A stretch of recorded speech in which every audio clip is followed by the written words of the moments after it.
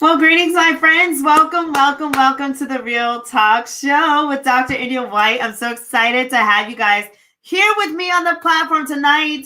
Oh, my word. It has been such a very interesting week. I hope you guys have had an incredible day. Before I get started, I want to remind you guys that the Real Talk Show with Dr. India White will be aired on the radio station SoulNet WKDH every Monday through Friday at 10 a.m. Eastern Time. And you can visit www.soulnetwkdh.com to listen. Okay, so there's that. In addition, I want to also remind you of the fact that the show will also be featured on the Swain Girl Media channel. That is with Precious Swain. And you can visit that show on Fire Stick if you are interested in that. So I am now making sure that I can see your comments in case you guys are commenting or you add chats or comments. Please feel free to do so because I will be attending to the chat. So I hope that you'll join me. Thanks for joining me so far. Also, listen, if you have not followed me yet or if you have not reached out to me yet, I would love to connect with you guys. So my Facebook is Miss India White. You can follow me also on LinkedIn. That's The India White. Join my followers there. You can also join followers on Twitter at Indie Speak and Teach.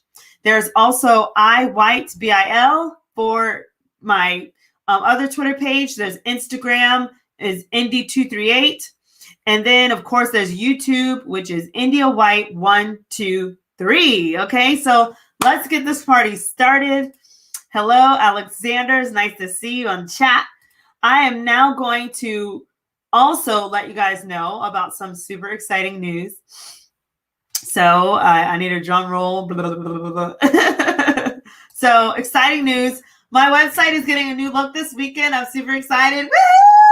So check it out. Check out www.india-white.com by Saturday to see some amazing updates and perks. I'm so thankful for my Rockstar team. You guys are great. Make sure you guys are checking that out because you will see something completely new and it will blow your mind. And I'm sure you're going to want some of that. Now, with that said, I wanted to come on here and talk to you guys about something more serious. And I think what really kind of made me go this route was the fact that so many people kept speaking to me about the different things happening in our society. And so with that said, I said, you know what? I said, we need to do a talk. We just need to chat a little bit about our nation and what it's going to take for our nation to heal again. And so with that said, today's topic is going to be about healing for the United States of America. If you're, international, welcome. I want to first start out with a disclaimer. I am not here to blame anybody. I'm not here to point fingers. I'm here to present facts and to just kind of maybe talk about my experience before, with certain things that I've encountered and just present facts to you. And then together we can come up with some solutions.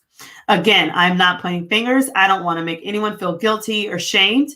I'm just presenting facts because I think that our nation needs to start thinking about topics like healing and what is it going to take for us to really have everybody have peace and comfort within the United States. So with that said, because people have been blowing me up with various things that have gone on in the nation, I'm going to start with some of the facts.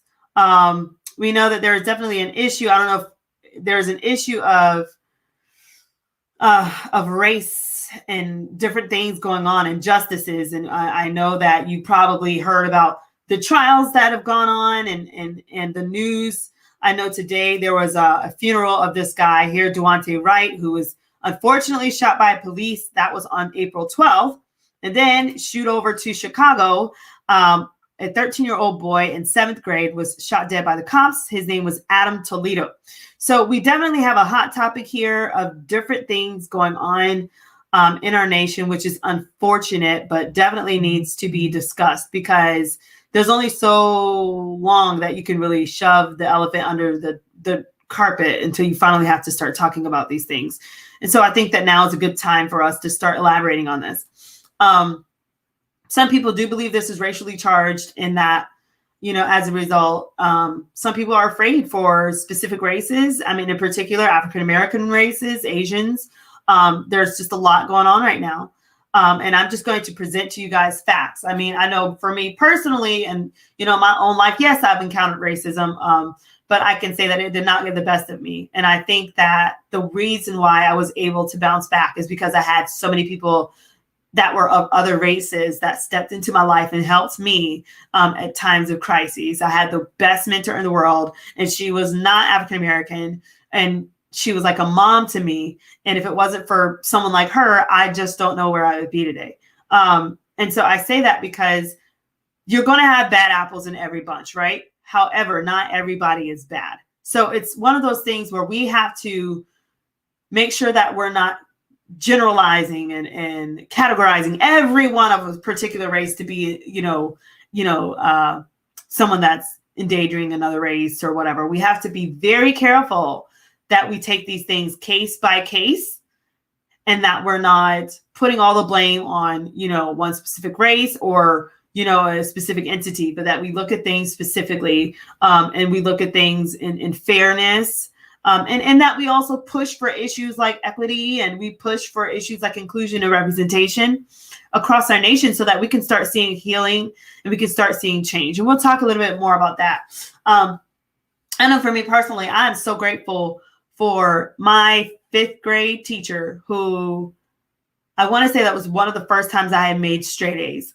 And she, pulled me to the side and, she said, "Hey, India, you made straight A's. How does that feel?" And she was of European descent. And I was like, oh, wow, that feels great. She's still in my life today. She's a phenomenal lady. And if I didn't have someone like her in my life, I don't know that I would have been motivated to continue in school. Or I don't know if I didn't have that drum major or that band director in middle school allow me to be drum major, I don't know if I would have pursued music like I did. Or if I didn't have my phenomenal math teacher in pre-calculus who, she, when my brother passed away, she had the whole class get together and get me a teddy bear and a card. And they said, "Sorry for your loss." And they really consoled me, and it was because they could relate to me. It didn't matter what the color of my skin was. They knew that I was a person and I was hurting and I needed their support, and they reached out to me, and I'm still friends with many of those classmates and that same phenomenal teacher who she goes down in my book as definitely one of my top 3 favorite teachers in my entire life. And so, she's European descent. And so I tell you this because we cannot categorize everybody in a specific race as, someone that portrays certain attributes or does certain things, or every one of this race is causing injustice to America, things like that. We have to be very careful and take things case by case. So, speaking of case by case and different things, you're talking about the trend of fatal police shootings in the United States. It seems like that trend has been increasing. According to status.com, there's been 213 civilians that have been shot, 30 who were Black in the first 3 months of 2021. That is just what the facts say. However, you've got to look at that case by case and see what's going on. However, does that also raise a flag of concern? Well, of course it does. But are we also being proactive of making changes and coming up, solutions and restorative justice? Yes, we are. And so I just want to present you guys today on this show facts and just the reality of why there has been an outcry from the community, in particular people of African-American descent that are crying out about some of the things that they have been experiencing. I know also this week, we had the young girl that was shot, the young teenager that was shot by the cop as well. And that's unfortunate because when you start thinking about now teenage girls, that's pretty scary. And all we could do is kind of hope for the best that there's not another case of that. Was the girl completely innocent? I don't know all the details. I wasn't there. I mean, yes, we did see the footage. I think that all that comes into place with, how was the police officer trained and what are they trained to do in those particular situations? And was it an overreaction and things like that? I'm not going to speak on it because it's not my case to speak on it, but I am letting you know that unfortunately a little girl's life was lost. And so this is another reason why I decided to come on the show with this topic of healing for our nation, because we need help, guys. We need help, and I don't know where we're going to find it. I don't know. But, we'll keep going, and we'll talk about some other things just across the nation that, people of color in particular, I'll focus in on African Americans and just people of color in general, and different things that they've experienced, whether in the workplace, whether medically, different things like that. So bear with me as we go through the show, and I appreciate you allowing me to bring this on my platform tonight. So let's talk about earnings and pay and different things like that. So in 2018, the average Black worker earned 62% of what the average white worker made. So that's some facts. So of course, we're still looking at equitable practices there as far as with salary and pay increases and things like that for people of color. And I'm sure that, we are making some gains there. We just have to just kind of wait this thing out and see how it all begins to unfold. But right now, those are what the facts say. And then if you want to keep going, you want to look at CEOs of Fortune 500 companies. A study in 2019 that was conducted by executive staffing firm.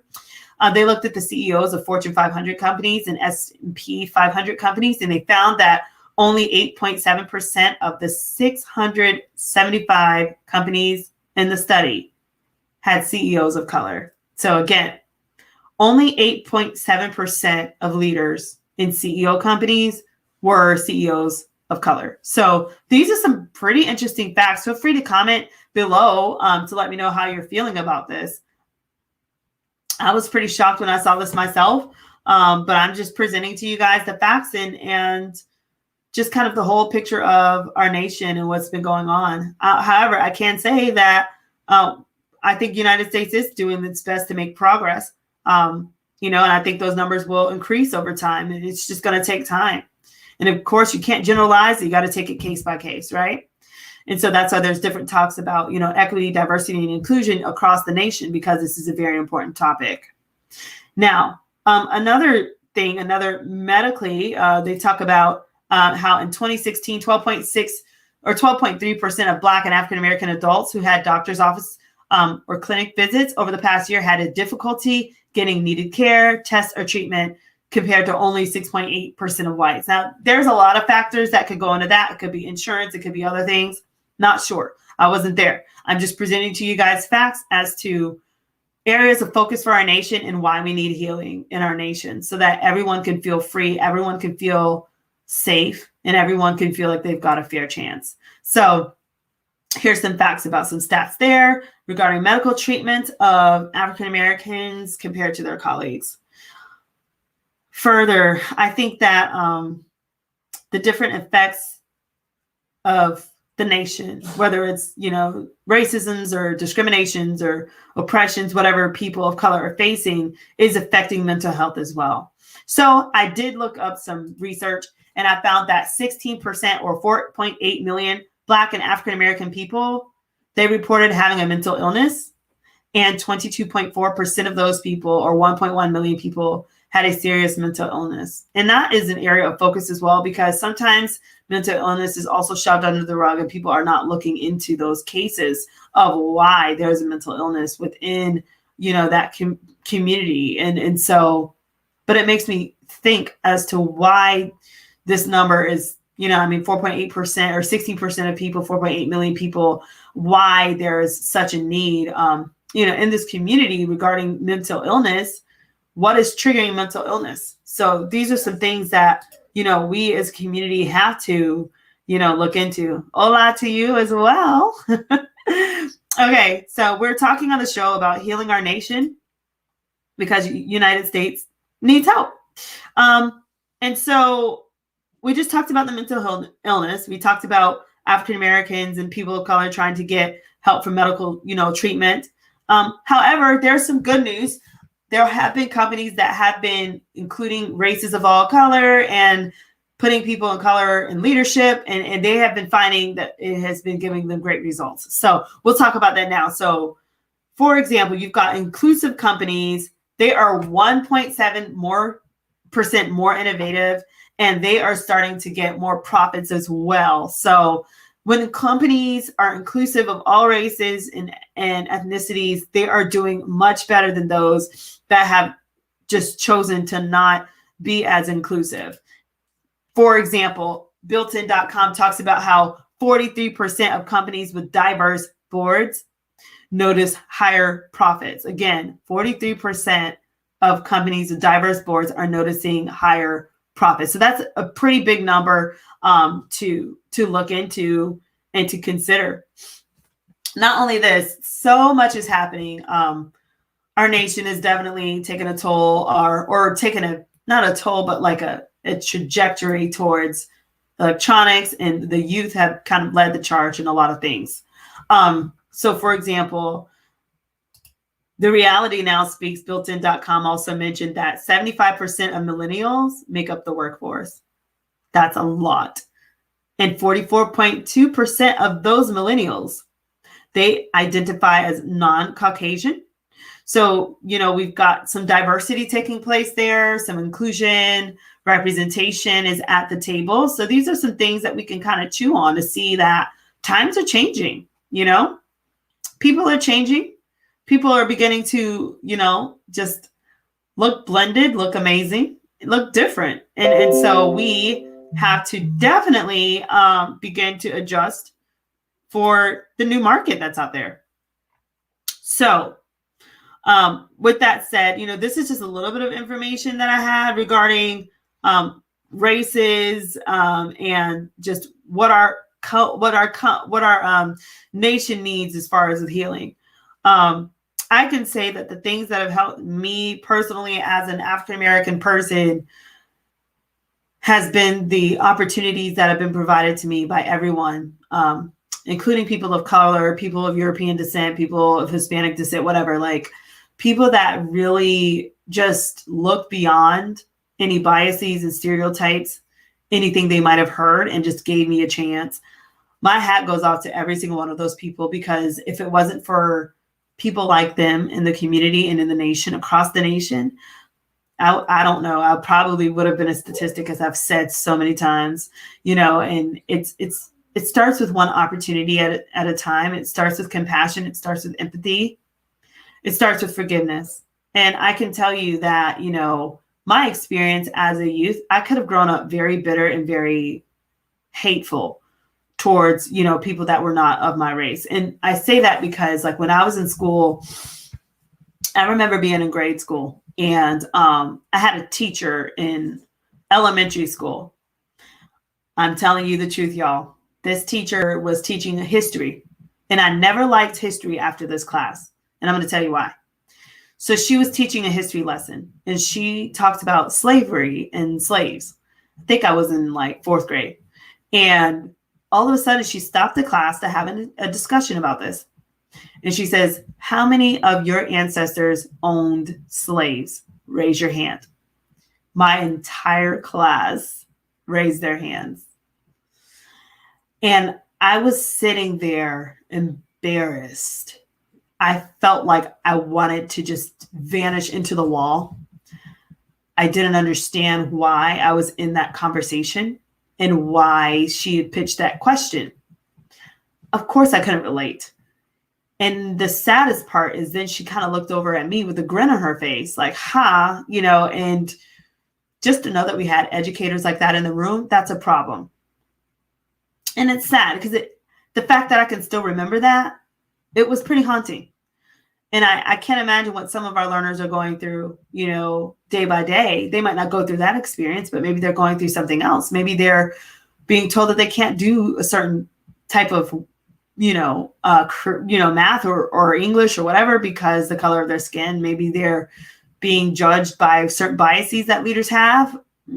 Even people, that are successful in their careers, maybe they're being pigeonholed and they're going through different things because of the way they were created. And it's topics like these that need to be addressed because we need healing for our nation.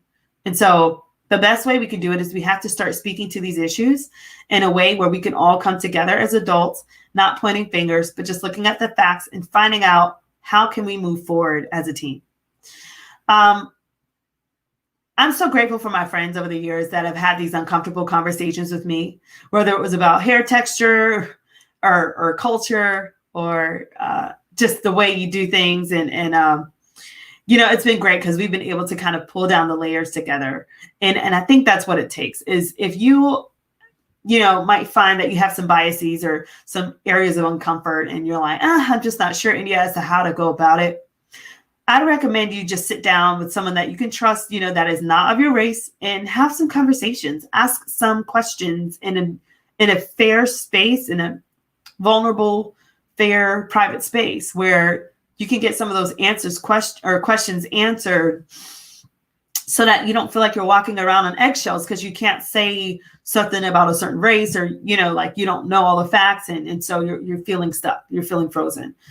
So I would recommend that you find a couple of people. And if you don't have any friends or anyone, then I would say, make it an assignment for yourself to begin seeking out someone that, you could confide in with questions that you have regarding their race and how they do things in their culture and what's offensive versus what's not offensive, because I think it'll help everyone that's involved. And so with that said, I'm going to talk a little bit about adults, African-American adults, Black adults.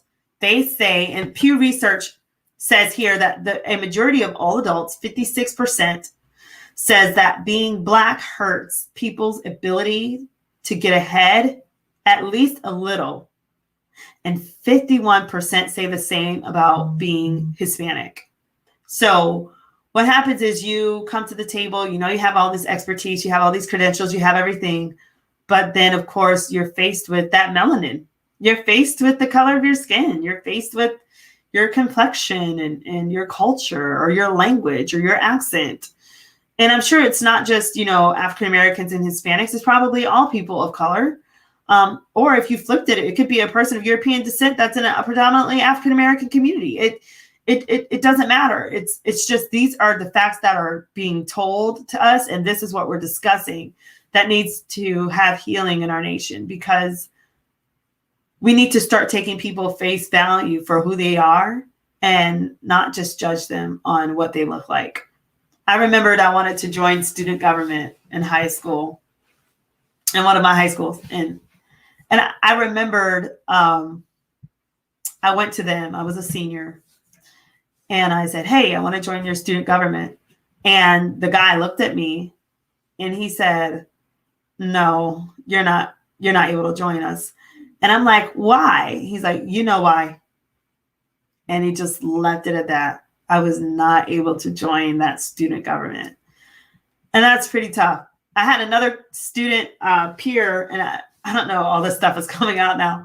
I had another peer in high school, and it was senior year. We were just getting our acceptance letters. And I remembered he asked, where was I going to college? And I remembered I said, I'm going to University of Florida. And, if you know my story, at the time I was a homeless youth. I was at risk. So what good comes out of at-risk homeless youth? Right? So long story short, I remembered he then responded and he said, must have been affirmative action, because he didn't believe that I had the smarts to attend the University of Florida. And I remember taking that into University of Florida with me. I remember, my guidance counselor in high school, when we were looking for scholarships, because of course I needed help. And she said to me, India, the only scholarships you're going to get are for being Black. So good luck. We're going to, give you as many, minority scholarships as possible. And I had a 4.25 weighted GPA. And at the time it was before they went all the way up to like 6.0 or whatever. So it was like that old school where your A's were like a 94%, like old school, if you guys remember, like the old grading scale.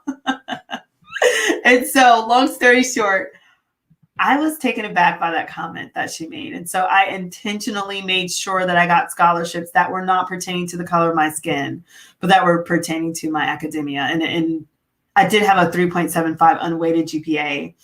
And so I say that because sometimes there are different biases and things that do exist, that people have to just kind of work through. But I think, too, that as certain people are working through these biases, if you're a person of color, it's going to take having that patience and that empathy to allow them to make mistakes. Now, if they intentionally keep doing it, that's another thing. Then you have to address that. I remember being in high school or in middle school, and I was bullied because of my race. I had a girl, she kept calling me very inappropriate name. I don't know if I can even say it on air. And it just kept getting to me. And of course, it was a derogatory term, probably the main one that you know. And she added another curse word to that word. And she would call me that every day. And every day I would leave my band class or I'd be walking to band class and she would say that. And she would just constantly bully me. She would bully me and call me that word. That happened for several months. And then finally I stood up to her and I let her know, I had enough. You're not going to do this anymore. And then it stopped. Because sometimes people will intimidate you because of the way God made you. There's nothing you could do about it, and, Pew Research talks about how 3/4 of Blacks and Asians both ranked at 76%, and 58% of Hispanics say that they have experienced discrimination or that they've been treated unfairly because of their race or their ethnicity. There are times that I could tell you as a person of color, if you're not a person of color and you just don't get the race thing and you're like, okay, people are always playing the victim, because I've heard that 1,000 times. So people are playing the victim. Okay, say you've got a point. I want you to now empathize. Say you fill out an application for employment. Your biggest fear is not your credentials. Your biggest fear is, if they see me, will they accept me? Is my hair good enough? Will my, will my speech be good enough? Will I be able to really sell myself as someone that's competent? So you go into all of these other issues and you don't even think about the application itself. You're thinking about the other things that come along, with it, which is sad, right? And so, or, you want to just do something simple, like go to the store. Your biggest prayer is, I pray I don't get pulled over. Because nowadays it's tough, right? You get pulled over, you don't know what's going to happen. And so these are the realities that people of color face. I am terrified of driving down the road, driving on the interstate. If I see a cop, and it's not every cop, because I've got phenomenal friends that are cops, phenomenal people that I've been blessed to have my handprint on their life that are doing fantastic jobs as law enforcement. I completely support law enforcement. Those that follow the law and do what's just, but I'm just making a point here. There is a fear of just driving down the street and being pulled over if it's nighttime and you're a person of color. And there's an anxiety that goes with that. It's not everybody, right? It's not generalizing, but it's just to let people know the reality of that so that they can begin to kind of empathize and understand why there's so much angst and anxiety and pressure that is being faced right now in society. And so with that said, unfortunately, going back to the stat here, Asians and Blacks feeling like they're treated unfairly because of their race. And yes, it does happen. I was at the beach not too long ago, just enjoying the beach. And one of the bodyguards, lifeguards, just started yelling at me like crazy. I don't know what got in his craw, but he was upset. I'm talking so rude and curt to me, yelling short with me, and almost like he wanted to kick me off the beach. I finally said, "Sir, what's your issue?" And he was upset because I have a beach umbrella thingy, and the case that it comes in, like the little plastic thing, it kept flying, like flying towards the ocean. And he's like, "You need to get you know what he says? He says, "You need to get your litter off the beach. I'm tired of telling you about littering on our beach." And I said, "Sir," I said, "first off, I'm from here. Second off, it's not litter. It's just a part of my beach bag. And third, I'm not trying to do that." Because I was like setting up the whole beach tent, the whole canopy thing. And this guy's like freaking out on me. He was so rude to me. And I could just see the hate in his eyes. And I'm like, I just don't understand why it took all of that. You know what I mean? There are ways to communicate. There are ways to say things. And he just kind of was over the top with it. And I just couldn't understand. And I think that when people carry those different things and they carry microaggressions, you know, people of color, when they carry these experiences, it can really put a bittersweet experience in them, you know, in them regarding, you know, being here. And then, you know, it just seems like there's not a lot of people that want to put themselves in their shoes and want to deal with it, because I think that there's also a sense of guilt. I think there's a sense of, you know, feeling like, well, I could do more. I don't understand, you know, I could do more and I haven't really done enough. And maybe there's that guilt that comes from that. Or maybe, I don't know, maybe there's guilt in discussing a family tree and discussing history because you know that something interesting happened in your history. And so maybe there's that guilt that people also are sitting on. And so then they just kind of are very avoidant, which unfortunately is not doing as much as it could versus if they were really, you know, trying to use, you know, their advantages to help people that needed the most. And so we'll keep talking. I had some other facts here about people of color and things like that. So this is now in regards to hiring, pay, and promotions. So they're saying that 72% versus 21% when applying for a mortgage or loan, or 64% versus 17%. These are people that are dealing with just different favoritisms and things like that. So there's a little bit of an advantage and a disadvantage there as well. And it was race related. So that's from Pew Research. Feel free to look that up when it comes down to hiring promotions. Also, I wanted to also discuss,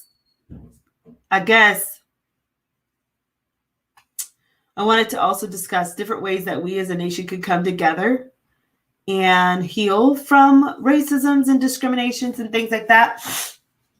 I think, for one, it comes with forgiveness as well. I know in my own life, when the teacher talked about slavery and who owned slaves in the class, and talked about their, you know, descendants and their ancestors that owned slaves, and they kind of just let me experience that. At first, I was very angry. Now, imagine, walk with me for a minute. So that was like 4th grade. So then imagine that every history class you take continues to remind you of how you were a product of slavery, that your people worked, picked cotton and all this. So I eventually asked my grandma, when she was alive, God bless her soul, about the facts. And yeah, we were slaves. We picked, I think, oranges and cotton in the area that we were in. And she spoke about it. It was hard labor and very, I guess it's very humiliating, you know, and it's sad. It's sad to know that the people you love, that you look up to, those that have gone before you, they didn't have much. They couldn't have much because they were just slaves. So imagine then taking that heartache into all of your classes. And then if you don't understand a certain topic, you're afraid to go to your teacher because maybe they only see you as a product of slavery, like my teachers saw. So this is some of the things that I think some people of color do go through when they're talking about that. African Americans, and I'm trying to paint this picture for you so you understand why there's so much hate, because some people don't forgive right away. I'm a person of faith, so I'm constantly forgiving and trying to go to that next level because I want what's right for everybody. When you see me, you see what you get. You guys that know me, you love me. I love you too. You know that about me. There's not a hidden agenda, and I'm going to do what's fair, and I'm going to be honest. And however, not everybody is after that. Some people want justice. Some people want answers. Some people are ticked off that their entire life, all they were taught about was, the negative parts of history. Some people are ticked off because they have been denied big opportunities because of the color of their skin. They have been called very derogatory racial slurs and they've never received apologies. So understanding this is what is fueling a lot of the pain and the anger and the unforgiveness, which is now looking like hatred and things like that. It's coming from a spot of years and years of built up pain and hardships and bitterness, because all they want to do is exist and have a life of peace and have a life of opportunity. They want to enjoy life just like everyone else. They want to go to the beach and not be harassed by the lifeguard. They want to go sit at a restaurant and not be served last. I've had that happen to me as well. I've gone to a restaurant. They've taken like 4 families before me. And I had to finally say, like, okay, this is ridiculous. Like, can you serve me already? And I'm not trying to be a jerk about it. I was just letting them know, like, and they knew what they were doing, or, you go and there's just so many different experiences that accumulate over time that contribute to the worry and the concern of our nation and the healing concern that we need to work on this as a nation. Again, I am not bashing anyone. Matter of fact, I think some of the most important people of my life were people of European descent. In my faith, the people I love the most, I have been European descent, my mentor, so many phenomenal people that have really been beautiful to me. And so therefore, that's why I will not tolerate ganging up on a specific race when we're having these conversations, because nobody wins when all we do is point fingers and cause others to feel guilty. However, we all win when we come to the table and have mature conversations as adults and to see how can we deal with these issues. Now, I read to you guys the stat about the mental health crisis or the mental health problems within the African-American community, because there is a problem in the African-American community for some that they are dealing with mental health. And I don't think it's all, genetic. I think sometimes it's, PTSD because of the way they've been treated. If they've been, wrongfully mishandled, well, then, yeah, you can expect some things to follow afterwards. So I think that we just have to continue to be careful and take this one case at a time. But I wanted to present to you guys the facts as to what is going on here. And so with that said, I want to now turn a leaf and talk about how we can overcome misjustice, racisms, and things like that alike. So I was able to do some research, and Kickboard for Schools said 6 ways to overcome racism include having a self-awareness. So if you are a person that you maybe you don't even know that you struggle with racism. The fact is that racism is not just an act of wrongdoing towards someone of color. Racism is actually stemmed from an entire system. It's a system of work. So, for example, if I'm of a particular race and I'm in leadership some way, and I'm looking to use somebody to do something for me, to do sing a certain song, write a book, do a project, and I have all these different tasks at hand. If my staff consists only of people of my race, and I've had opportunities to have other people that were just as competent but of another race to come on board, and I never gave them that opportunity, that's systemic racism. Okay? So we have to understand that it's a big system and it benefits certain races over the other races. So even having opportunities where, you could present opportunities to people of a different race than you, and you decline that is also part of that system of racism. So understanding it's not just calling someone a racial slur or, doing something or categorizing, generalizing a certain race. It's also just the system in general that we have to start looking at. And a lot of people have started, or many people have started looking lately at the whole system and saying that the system is broken, the system needs to be revamped.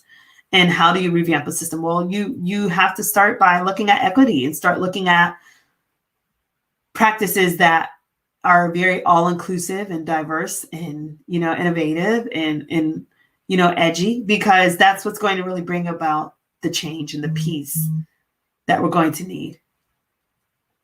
And so, with that said, having that self-awareness is everything. If you realize, look around your, I'll take any category. Look around your school. Do you hang out with everybody that's only your race? Look at your house. Do you invite people over that don't look like you? Do you have photos of people in your house, in your life that don't look like you, people that you care about? And so these are different things that you want to kind of be aware of and bring that self-awareness as to, is that really okay? Or should we consider doing something different? Also looking at who you do business with. Does everyone that you do business with, do they look like you? Does everyone that you purchase from, do they look like you? Do you consider other cultures? Have you embraced other cultures? Have you gone to restaurants of other cultures? Little things like that can help you to start having that awareness and sensitivity to the issue of cultural relevance and issues that really do matter at this time. You can even look at ministries and churches and you can see, is everyone that I, if I was a person in leadership in a church, is everyone that I promote, do they all look like me? Are there any people of color on my staff? Are there any people of color on the board? Are there any people of color that I intentionally tried to help and promote? Or is this just, is there just not room for that? It's an area of focus. It's a system. There's nothing wrong with having, I like this person, I like these people, but what about just giving others that don't look like you the opportunity? Something to consider. Even in churches, yes, even in churches. So, and now the next thing here, point number 2 says, have professional development. So if you know that you might have an issue of racism, the system of racism, and it's benefited you and you don't really have any kind of remorse, but you want to start making steps, look into some professional development. There's a bunch of professional development, whether you're using like LinkedIn or you're using other websites out there. You can Google search and find all kinds of things that will help you to combat any kind of systemic racisms or biases and things that you might, just unbeknownst to you, you might be in the midst of. Culturally relevant teaching, making sure that you're understanding what that's all about and how that unfolds. You could do some culturally relevant teaching sessions with the people who you work with, people that you go to church with or you fellowship with, your loved ones. Point number 4 here, another way, you can have lessons on race and conflict. So I got this from Kickboard for Schools. Lessons on race and conflict resolutions. So you can either hire an expert or you can look up some things and talk about how can you have race and conflict resolutions in a way that would help you. The next thing you could do is you can consider looking at having racial bias awareness. And there are many things you can do here. You can take the implicit bias test. If you have not taken that yet, there's an implicit bias test that Harvard offers that you can take, and it helps you to see what your biases are. We all have biases, and we need to know how to address those biases effectively so that we can begin to adjust our practices in our way of work so that it's more fair and equitable for all. And so with that said, you can look at racial bias awareness and see how you can improve as a person, how your company can improve, how your church can improve. Because I think that'll really serve you best. And then, of course, reach out to your community. There are so many people in the community that are reaching out for diversity and inclusion and representation that I'm sure you would not be alone. You just have to put yourself out there. And I'm going to tell you guys, this is really tough to talk about because our world has been so cancel culture and racially charged, and so many different things have been happening that are just heartbreaking. I'm tired of getting up in the morning and reading about another person of color being shot and killed, cold dead. I'm not even gonna lie. It really shook me up with the 16-year-old girl, because my daughter is 5 years younger than her. And I couldn't help but think, oh God, what if, God forbid, but what if she's walking the street one day, God forbid? What about my little man? You know what I mean? And I just can't tell you how much stress that puts on an individual to constantly have those thoughts when you're sending your kids to school, saying, just, oh my word, it's a lot. And so I think, however, that our nation is starting to heal, and it's starting to wake up. It's starting to realize that, yeah, there are still problems, and there's a huge fear towards people of color that I don't know where it comes from, but there has been a fear. And I think that as people continue to interact with people of color, that fear will continue to dissolve. But all hope is not gone, like I said before. And, I think that, we're all in this together. And so I was able to find some other things here online. Medium.com talked about how European leaders can help with this situation here with helping the nation heal. So it says, how European leaders can help. It says, ensure that Blacks and people of color are hired and promoted. You can donate to racial justice causes. You can support Black-owned banks. That's interesting. You can call or write state legislation. It talks about don't be silent on racial slurs or jokes. It says you can seek out friends for help. You can love and affirm children and people of color that are in your circle. That is huge, because we like hugs. We like that affirmation. And so, like I said, I'm so grateful for my circle and the people in my community. And it's been beautiful. It's been beautiful. The next point, it says, emphasize and use the words, I care and I'm sorry. Now, let me tell you about this. So I had a person in my past who something happened. I don't know, somebody got shot or something happened, racially charged towards African Americans. And this person was talking to me, and they're of European descent. And they began to talk to me about slavery. Yeah, slavery wasn't right. But they always say this. Yeah, but Blacks were the only ones that were enslaved. Jews went through slavery. Other foreigners that came over here went through slavery. So just get over it. And it wasn't that bad, kind of thing. And so I want to bring this up because I know he's not the only person that feels that way. And so what would help a person of color when you're talking about sensitive, culturally charged conversations like that is, instead of justifying the fact that you can find another example or a counterexample to let them know that slavery wasn't as bad or gun violence isn't bad, whatever. Use words like I care. I'm sorry that you're going through that. Because sometimes people just want to be heard, and it's not necessarily that they're trying to have a debate. They're in so much pain that they just want you to care for them in the moment. And that's why they're calling you and they're venting to you, because they trusted you enough to be vulnerable to you about something that they really care about, something that's close to their heart.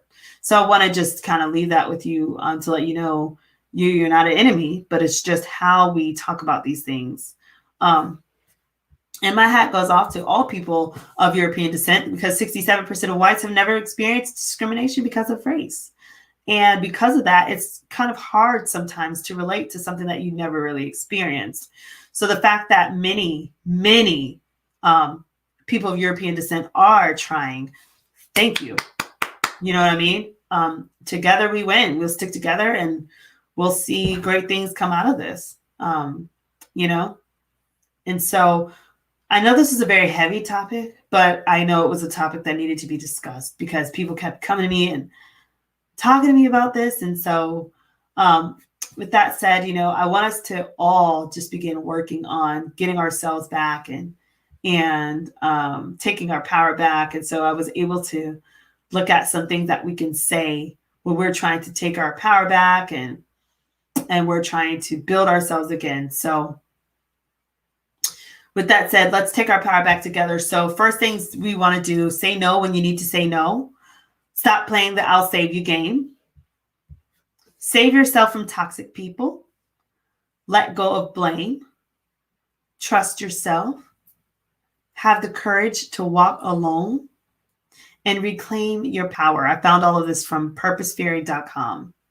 So I pray that as we continue to go through this, we will continue to build each other, continue to support each other, continue to let go of things that have already transpired and learn to forgive. I think that's the biggest word of the season, is to forgive, just to have forgiveness and to have that empathy and compassion, and to realize you cannot compartmentalize everyone into specific categories and blame everyone of a particular race for things that are taking place. We have to do better. We have to take it case by case and forgive along the way and give people that don't look like us opportunity. Because I'm telling you, some of the richest, sweetest, most beautiful relationships, partnerships, opportunities will come from people that don't look like you. And so with that said, I hope that you guys have enjoyed this segment on our nation and on healing for the United States of America. And if you're international, we appreciate all of your positive thoughts and prayers towards us because we need it. And so with that said, again, I'm going to now remind you guys of the Real Talk Show, where you can air our show.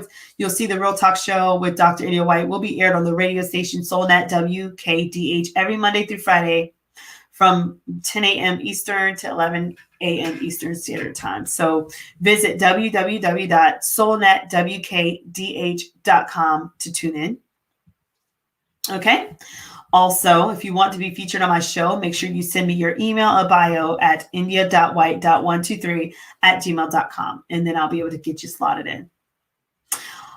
Also, please make sure that you follow me on social media. You've got Facebook as Miss India White, LinkedIn is The India White, Twitter is Indie Speak and Teach. My Instagram is Indie238, and my YouTube is India White 123. So definitely please reach out to me so that we can connect. Another reminder is that the Real Talk Show will be featured on Swain Girl Media Channel, hosted by Precious Swain on Firestick, and more details to come on that. Also, I forgot to mention, I am still doing my book collaboration on how to find and keep a good man. So if you are out there, ladies, and you have some advice, feel free to send me a DM or email, just letting me know that you're interested, and I'll be able to give you the deets on that. Okay. This has been fantastic. And again, another reminder, give me a second, about my website. So I appreciate all of your support, all of the followers, all those that have ever purchased from me, all those that have ever been in contract with me, that have ever given me an opportunity to speak or whatever.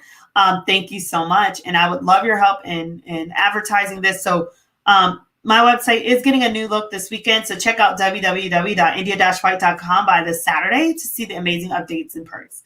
Thank you again for my Rockstar team for helping me with that. And so with that said, just in conclusion, together we win. Let's move forward together. Let's forgive. Let's be kind. Let's be compassionate. Let's be empathetic. Let's give each other opportunities.